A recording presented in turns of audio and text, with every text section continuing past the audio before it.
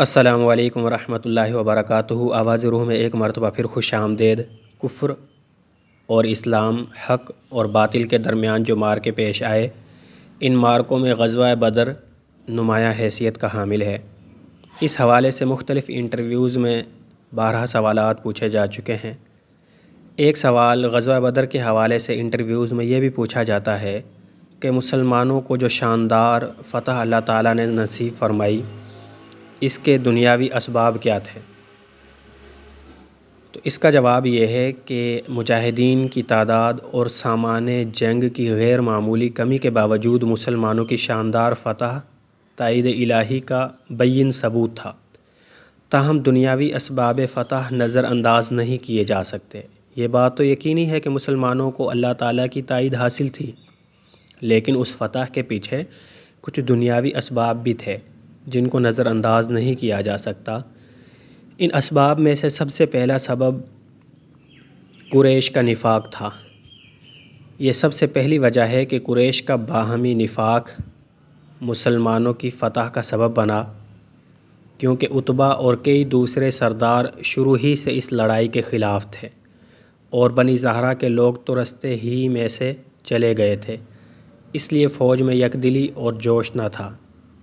دوسرا سبب بارش کا اثر بھی دونوں جانب یکساں نہ تھا۔ مسلمانوں کی طرف مٹی بیٹھ کر زمین بہتر ہو گئی، لیکن کفار کی جانب کیچڑ ہو گیا، جس سے چلنے پھرنے میں دقت پیدا ہو گئی۔ تیسرا سبب سورج مسلمانوں کی پشت پر تھا، لیکن کفار کے عین سامنے تھا، جس سے ان کی آنکھیں چندھیا گئیں۔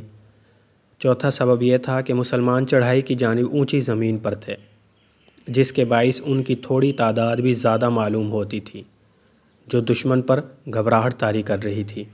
اس کے برعکس کفار کی فوج نشیبی علاقے میں خیمہ زن تھی، جس سے ان کی عددی فوقیت نمایاں نہ ہو سکی، بلکہ وہ الٹا دھوکہ کھا کر مسلمانوں کی تعداد سے مرعوب ہو رہے تھے۔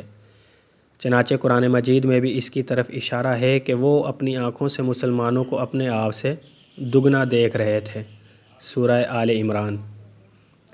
اور ایک وجہ یہ بھی تھی کہ مسلمان نہایت بے فکری سے رات بھر سو کر صبح کو تازہ دم اٹھے تھے، یعنی اللہ تعالیٰ نے ان پر نیند طاری کر دی تھی اور وہ سو گئے تھے، تو صبح کے وقت تازہ دم تھے۔